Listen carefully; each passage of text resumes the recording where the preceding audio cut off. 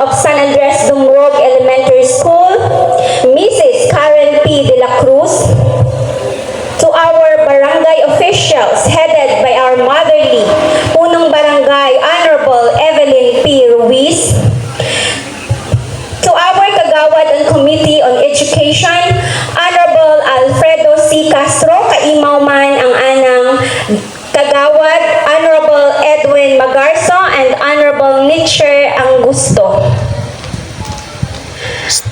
To our PTA officials headed by Mr. Williard L. Alvarez.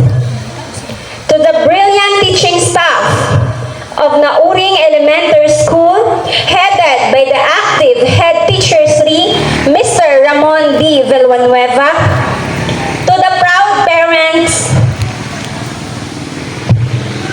and to our graduates, ladies and gentlemen, good morning.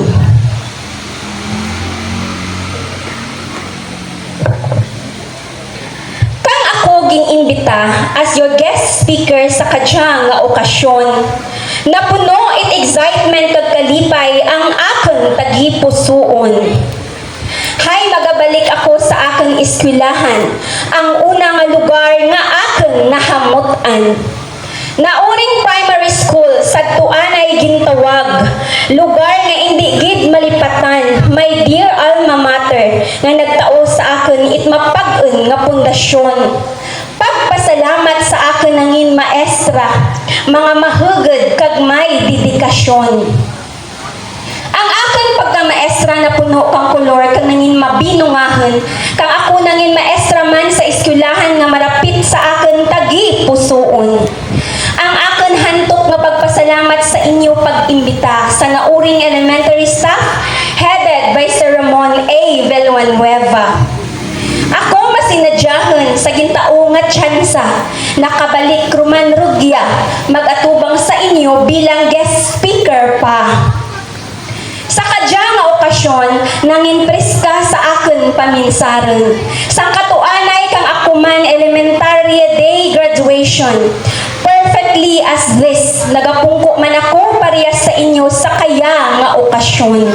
Sa uyahan kag mga mata, kalipay ang mabasa. Sa tagipusoon, nagalukso-lukso ang espiritu kang pag-asa.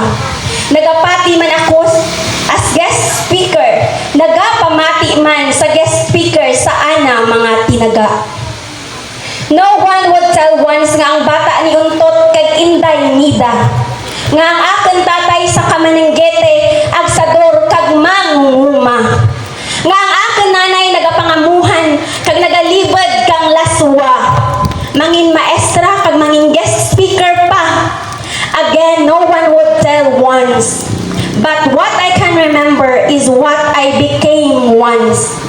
That once upon a time I became a child hunger of success. I became unstoppable dreamer amidst of environment and financial stress. And at that time, perfectly as this, I am once a good listener. Implanted in my heart the seed of hope, not even imagine I will become now your guest speaker. Saktugid ang nabatian ninyo, ang akong ginikanan, baken it mga professional. Napatuunan da ako paagi sa pagpangamuhan kag pagpanguma. Nadumduman ko pa ang aming kalisod katuanay, hindi ko gid malipatan ang akon malisod nga naagyan. Sitwasyon nga nagtao itrason sa akon. Itbahal nga motibasyon kag inspirasyon sa kung ano man ang akon naabot sa kaya. My great motivation and inspiration until now. My dear graduates and parents, ako makapatunay and living testimony nga ang kapobrehon kag mga kalisod sa kabuhi hindi mangin rason para hindi mo maabot ang imo handom sa kabuhi. Kung akin naubra kag nakaya, sigurado man nga inyo maubra kag makaya para maabot ang imo handom sa kabuhi. My dear graduates, I will share to you I considered my valuable and treasured experiences. I considered it most valuable dahil muya ang nagpapag-un kag nagpatutom sa akin. I became unstoppable unstoppable because of it. I considered it also my top secret. Pero sa kaya nga tion, ibuksan ko kag isaysay sa inyo ang aking most valuable chapter of my life. Tahian ko ang aking mensahe paagi sa pagtao kang very practical experiences nga nakabulig sa akin basigid sa akin na agyan kag pagtao kang valuable tips, my top secret formula sa pag-abot kang akin handom. Number 1, focus on your goal. Kung gintao natin ang ating masarangan o kung na-focus natin ang ating effort sa isa ka bagay, sigurado gid nga mabuol natin ang ating ginahandom nga resulta. Our ultimate goal is to be successful someday, pero ating simplihan kag itao ko ang very basic nga goal amo ang makatapos ipagtuon hasta sa kolehiyo. Bilang estudyante, this is your goal now. Then it should perfectly stay focused on your study. Your first step to be successful. Nadumduman ko ang pirmibilin kang akong ginikanan. Kang ako pa estudyante, parihas sa inyo. Lot-lot tapusagid ang imong pagtuon. Agud sa urihing inadlaw, ballpen ang imong kaptan, bukan it parihas sa amon.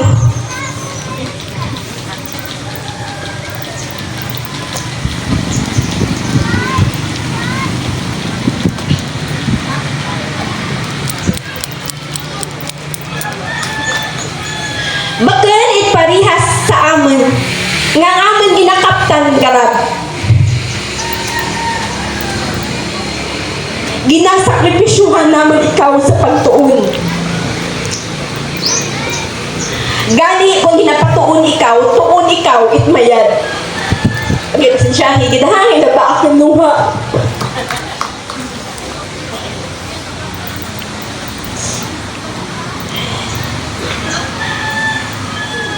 Lot-lot, hindi ako pagtawi it problema kag kaharianan. Kung kaharianan ang gusto mo kag itao, iyud-yud tagid sa karsada. Murang gid ang tinaga nga nagdulot sa akin tagi pusoon nga ambal ni nanay. Nagapasalamat ako, hay kang bata pa lang ako, may kulba rin ako sa akin ginikanan. Kulba nga mag-ubra nga hindi makaubra itsala. Sino man tanaabi ang ila nga iyud-yud sa kalsada. Nadisiplina ako kang aking ginikanan sa mabahal nanda nga limog. Pero mas kulbaan ako kay tatay nga kasrahanay maghambal pero kataruoy man it ginhawa. Kaya ako bilang estudyante kato, balay, eskwelahan, balay lang pero mi akin ruta adlaw-adlaw. And happy to tell you, uwagit ako nagkanubyo samtang ako nagatuon pa. Tapos ron ako kang pagtuon, kag teacher na, kang nagkanubyo ako, 24 ang aking edad at that time, and I can say, I am more focused on my studies. Wow, na-share ko ang aking love life. What I am trying to say, kung ginasakripisyuhan ka mo it inyong ginikanan sa pagtuon, stay focused sa pagtuon. Mas mayad ang imo handom, ang imong maging inspirasyon. Gayong yun ating parents na igo no, ang inyo natumbok pugid, ang inyo nga gusto ipalambot sa graduates. O kung mo yaman ang tinagait ating ginikanan. Ang tipo bala nga habang ginapinsar mo ang imong handong, ginakilig ikaw pag gina-excite nga magbugtaw kada adlaw. Amuran dear graduates, ang dapat mo nga maging inspirasyon. Amo ang imong handong. Stay focused on your goals, hindi nga crush. Nubyo-nubyo, pag nubya-nubya ang imong ginaproblemahan. Problemahe ang imo pagtuon. Sa kaya nga henerasyon, sa mga ginatawag na kabataang Gen Z, abo ron ang aking nabatian nga nabigo, ginbreak, it GF or BF, na ano natabo? Worse, may nagpakamatay. Manabaw nga rason, marupok nga baratyagan it mga kabataan. Dahil napakanabaw ang ginabul-anan da, it it inspirasyon. Pasalamat ako kang ako kato estudyante uwa ako it cellphone kag uwa it cellphone sa sadid kang amon balay hay uwa man gani it pangbakal para magka-cellphone. That is why uwa naging rason ang social media or social games para madura ang akong konsentrasyon or focus sa akin pagtuon. My dear graduates, sa kaya nga tiyempo hindi ringgid maiwasan ang impluensya kang social media or technology like phones. Hay naging parte dun dya sa atong present nga kabuhi. My dear graduates, ang cellphone o social media isa kabahol nga tintar para madura ang imo focus sa pagtuon. Bukan ang cellphone or technologies ang may diferensya, kundi ang imo disiplina sa paggamit kang technology. Dapat ikaw ang may kontrol sa paggamit kang cellphone. Ikaw ang may kontrol sa oras mo nga itao sa paggamit kang cellphone. Hindi nga ang cellphone ang makontrol sa imong oras. Pasalamat ako sa aking time wa gid ako masyado exposed sa social media or mobile games. Sa kaya abot reklamo ang mga parents. Hindi doon ka ubra it assignment projects dahil halos ang oras sa cellphone na ang ginaatupag. Or worse, bagsak ang grades, hindi makatapos sa pagtuon dahil sa naging factor ang social or ang cellphone. My dear graduates, stay away for these distractors. It is one of the biggest factor that corrupt focus on your studies. Gayumiyuhan kita na ang mga parents. Natumbok kita na natumbok ko. Tandairan ha, graduates. Number 2 tips. Palanggaa ang imong ginikanan. Nabutang pa sa Biblia as 5th commandments. Honor your father and your mother so that you may live long in the land the Lord your God is giving you. Gapati ako tanan nga tudlo it ginikanan para gid sa ikamayad kang kabataan. Kaisa nagainaw pa ka dahil gusto nanda nga matandaan mo ang andabilin. Kaisa sakit ang mga harambalon dahil ang ginikanan lang ang may honest advice.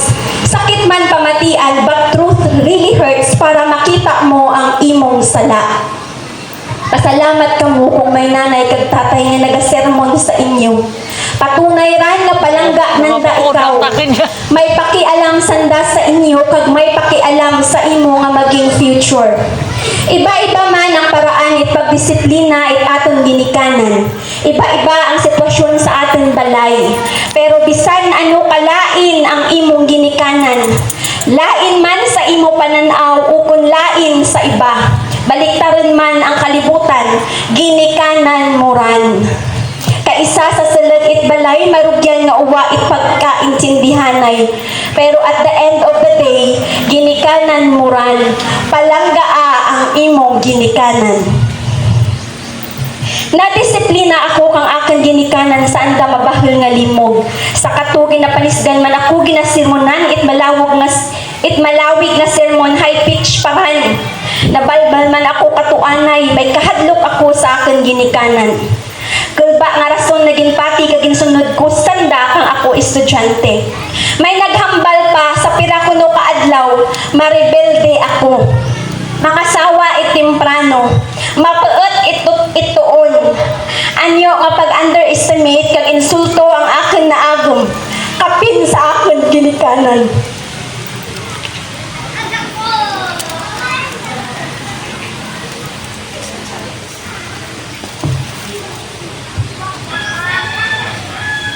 Sa akin pinsar, mas kilala ko ang aking ginikanan kaysa sa anda. Nakita ko ang andang pagsakripisyo, it aking ginikanan para sa akin.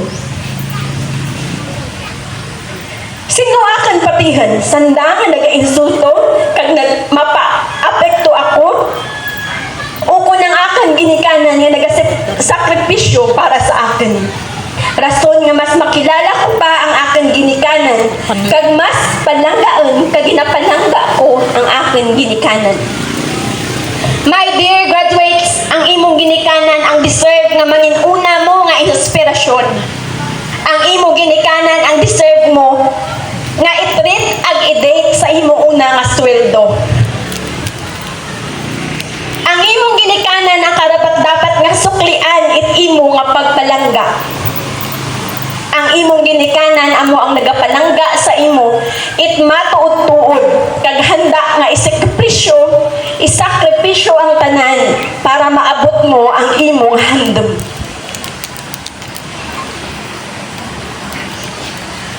Number 3, learn to sacrifice. Nagapati ako nga ang kapobrihan hindi maging hadlang sa pag-abot it handom kun may pagsakripisyo. Dahil sa pobre lang kami, si tatay nagapangani kag nagapanguma. Si nanay nagapangamuhan halin ako kag elementarya hasta ako mag-college. Pobre kami pero mahugad ang aking ginikanan. Kag proud ako bisan muran ang andang obra. Bagan sandait professional pero napatapos nanda ako sa andang pagpanikasod kag pagsakripisyo. Aba ang kalisod ang akin naagyan. Naagyan ko halos uwa itbalon. Akin ginaobra halin sa balay, kapi ginabutangan ko ikapod na humay, agad lamang hindi ako gutman sa eskwelahan. Halos ang balon ko piso o kundos.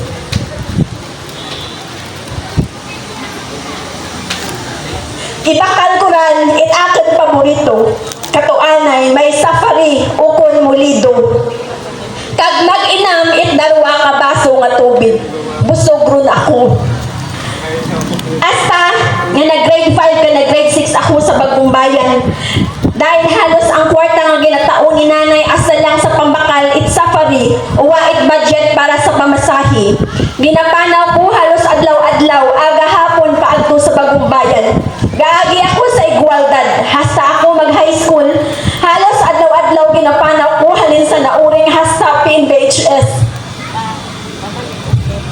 Pasalamat ako kung may tibahan ako pero halos ako lang mapanaw isara.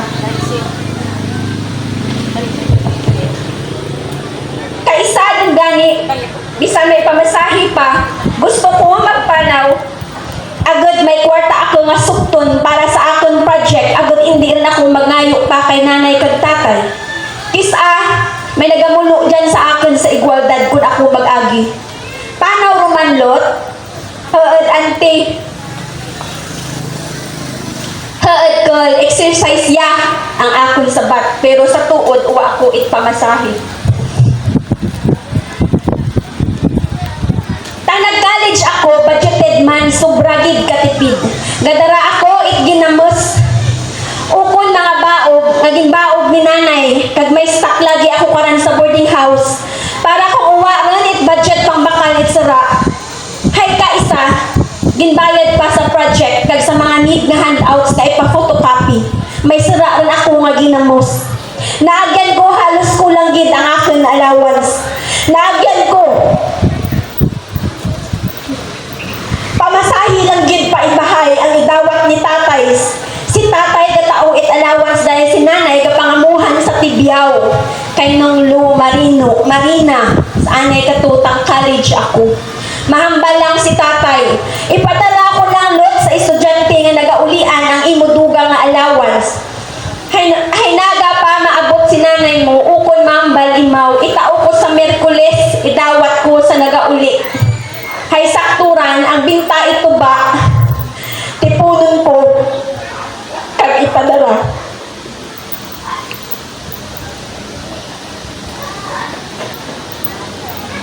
Sa oras ipagbayad kang tuition, naagyan ko nga uwa, gid it kwarta si nanay. Pasalamat lang kami kung may magpahuram, pero may oras gid nga puraot. Uwa-uwa gid it itao para sa akong tuition. Pasalamat ako sa ginatawag katuanay nga promissory note o kung promissory slip. Makapadayon ako itbuol kang exam.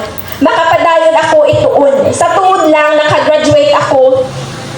Nakasaka ako sa stage sa oras ng graduation kang college na may utang pa ako sa cashier at school kang ASU haya ng alang gig. Ang kapahulan at baboy nga ibabitya. 3K ang aking balance. Kag ginbalikan ko lang kang nabaligya din ang baboy ni nanay.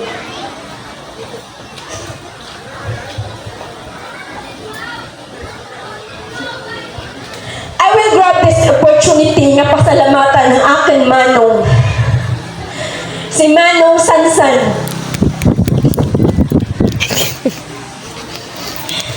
Hindi ko gid malipatan, high school ako kato, kag first year college imaw. Naghambal si Manong, naitay mapuot na lang ako kang tuon. Mapanong Manila na lang ako, maubra ako, agod makabulig sa inyo. Silot-lot ang may aram, tana lang ang ating patunon hasta mag-college. Pigado gid kita, hindi gid kaya nga magsabay kami ituon nilot-lot. Hindi nyo kaya nga sabay kami gastusan dahil sa kapigaduhon kag kalisod. Ginasakripisyo ni Manong ang pagtuon para sa akin.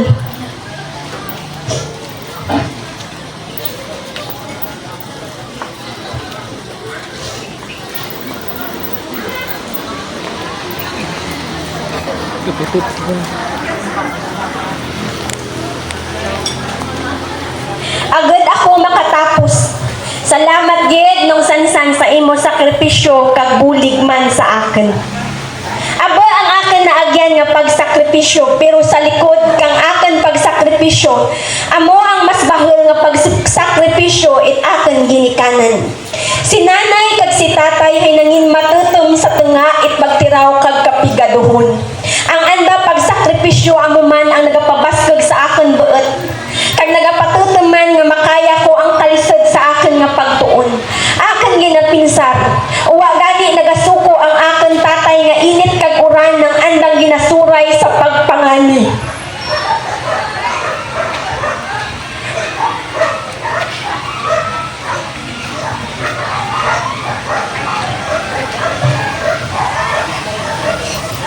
Tamaan ka delikado, mataas nga niyog ang anang ginasaka sa pagpananggiti. Si nanay wala takan sa pagpangamo. Tambak-tambak nga lalabhan kag paralansyahon. Si tatay gani garab ang anang ginakaptan, init uran anang ginasuray. Si nanay nagasakit ang anang likod sa pira ka labador nga ginaplansya kag nagapirilas ang alima sa pagpanglabada, uwa gid natakan, uwa nagsuko. Uwa gani natakan ang aking ginikanan nagarab ang andang ginakaptan. Ako pa kaya nga ballpen ang ginakaptan sa pagsulat it haba-haba nga notes sa college kag mag-ubra it akin nga projects. Uwa gani nagakataka si nanay kag tatay nga anyo ang balhas kag gaoy sa pag-ubra.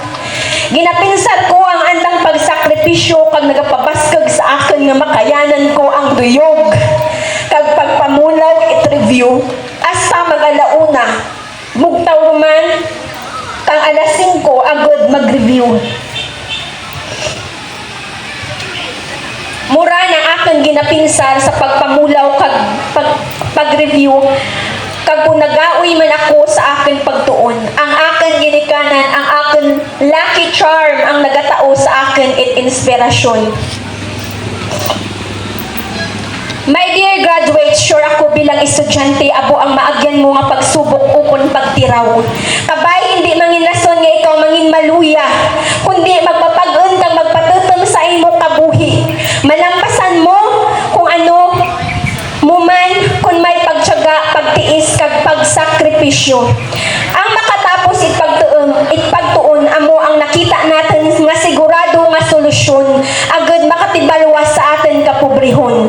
Amo lamang dya ang manggad nga pwede itao ka natin kang atin ginikanan, manggad nga hindi manakaw kag mabuol it iba.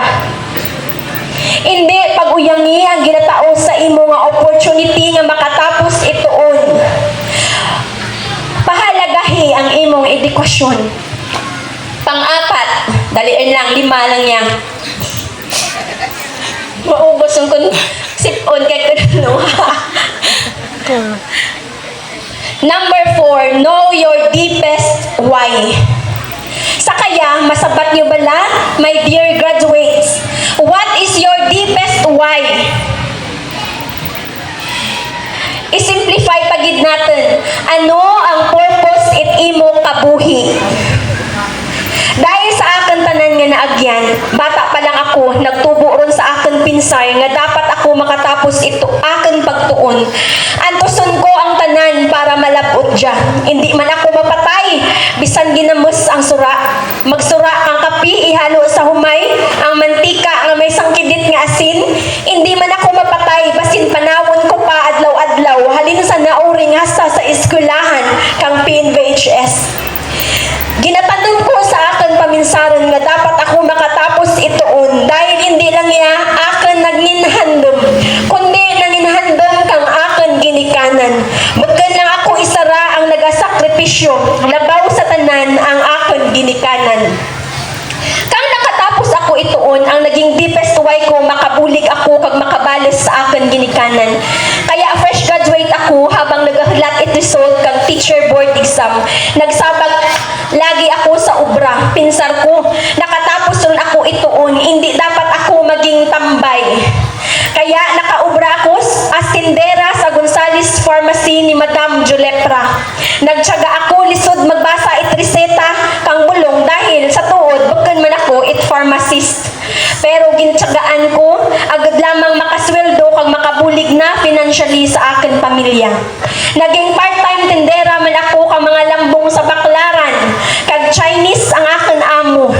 Naging part-time tindera habang nag-apply ako sa mga job fair. Amo man akin pa sa it resume para makaubra kag makakita it ubra nga may bahal nga gawa nga sweldo.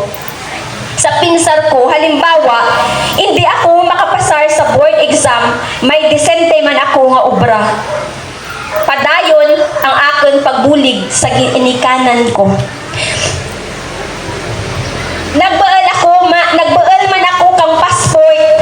Halimbawa, nga hindi man ako kapasar sa board exam, may another option pagid ako.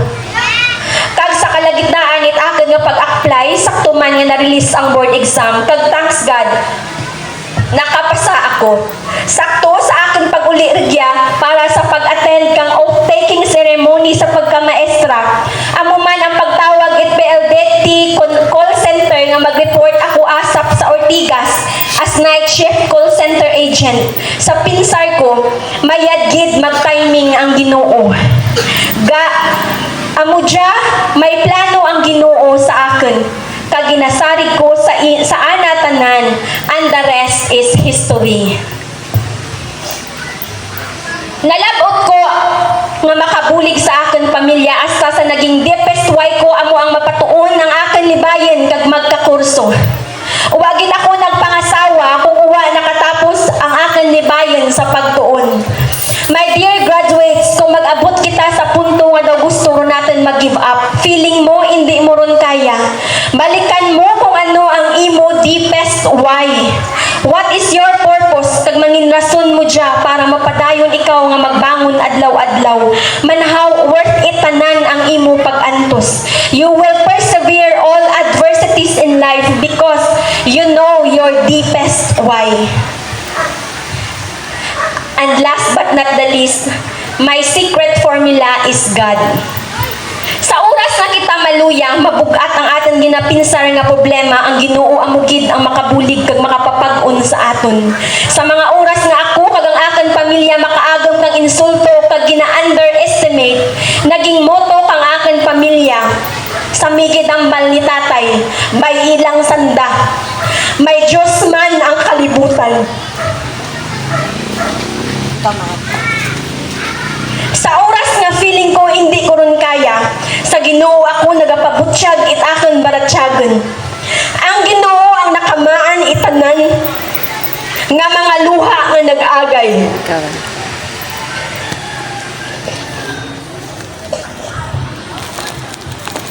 Tanan ko nga problema kag kagaoy sa kabuhi. Mas gusto ko nga suluhon ng akin nga problema kag isarig ang tanan sa Ginoo. Uwa ako nagapag-uwait akon problema bisan kay nanay kag tatay. Dahil manan ko ron ang anda nga problema man. Uwa na ko na ila nga magdugang pa sa anda nga problema. Nagapati ako nga may plano ang Dios sa atin kabuhi. Tanan nga nagakaratabo sa atin kabuhi, plano kang Diyos. Bisan sa kapigaduhon nga sitwasyon, may purpose ang Ginoo sa pagtauit mga problema. problema. Be positive lang always. Bisan sa akin natapos nga kurso, bagkan ko ya it gusto, kag bagkan niya ang akin plano. Natandaan ko ang konvo naman ni Nanay Katuanay. Nay, gusto ko gid mag-accountant.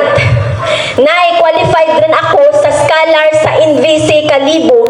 Kag gusto ko accountancy ang akin kurso. Sabat ni Nanay. Lot, hindi kami kasarang kung sa Kalibo ikaw matuon. Masarangan namo ni tatay kag mapursigihan ng imo pagtuon kung sa ibahay ikaw matuon. Libre tuod ang tuition mo sa NVC, pero triple man ang gastos sa pamasahe. Triple ang allowance kag triple ang boarding house. Kung gusto mo makatapos ituon sa ibahay ikaw matuon. And the rest is history. My dear graduates, let's continue drawing our strength from God. Let's continue holding on to our faith. Keep trusting God and be still.